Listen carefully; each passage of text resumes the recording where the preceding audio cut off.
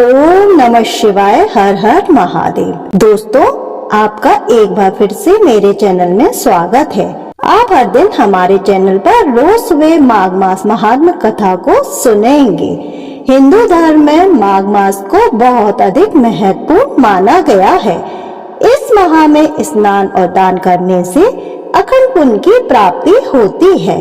इस कथा को सुबह स्नान करने के बाद आप सुनेंगे तो ज्यादा अच्छा रहेगा। अगर आप इस समय सुन नहीं पा रहे हैं तो आप इसे पूरे दिन जब भी समय हो सुन सकते हैं।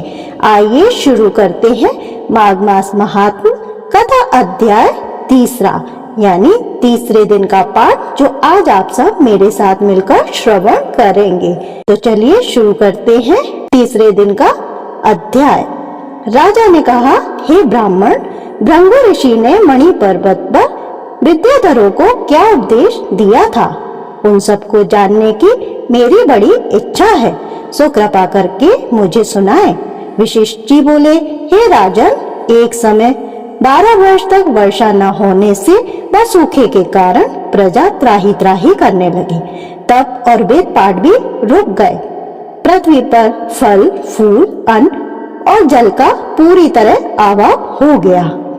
भृंगु, जो अपने आश्रम को त्याग कर अपने शिष्यों के साथ हिमालय पर्वत पर चले गए। वहां कैलाश पर्वत के पश्चिम की ओर मणि पर्वत के नीचे के भाग में स्फटिका शिलाएं हैं। मध्य की शिलाएं नीलकंठ पक्षी के समान है।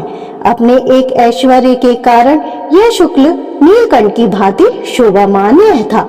उसके नीचे स्वर्ग मेखला थी। इस छवि के कारण वह पीतांबरधारी कृष्ण की तरह सुशोभित होता था। उसमें से एक दिव्य ज्योति निकलकर आसपास के वातावरण को शोभामान करती रहती थी। पर्वत की कंदराओं से किन्नरियां तान उड़ाती घूमती रहती थीं। सूर्य की किरणें पड़ने पर पर्वत की शिलाओं से इंद्रधनुष के रंग की किरणें दिखाई देती थीं। इस मनोहर छवि वाले पर्वत के निचले भाग में विद्याधर अपनी पत्नी के साथ मृदु घास पर विहार करते थे। पर्वत पर बनी रमणीय गुफाओं में संसार का त्याग कर आए हुए महात्मा दिन रात तपस्या करते थे। उस पर्वत की कंदराओं में बैठकर महात्मा रुद्राक्ष की माला हाथ में लिए महादेव जी का भजन करते थे।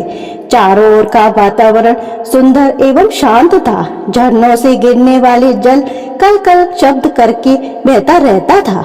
उस पर्वत की कंदराओं में हाथी अपने बच्चों के साथ दिखाई देते थे। प्रत्येक पशु पक्षी मानो हर बोलियां बोलते थे। देव, यज्ञ, अप्सरागण, किन्नर आदि विहार करते थे। राजा ने पूछा, हे मुने, यह पर्वतराज बहुत ही आश्चर्यजनक है। वह कितना ऊंचा, कितना विशाल है।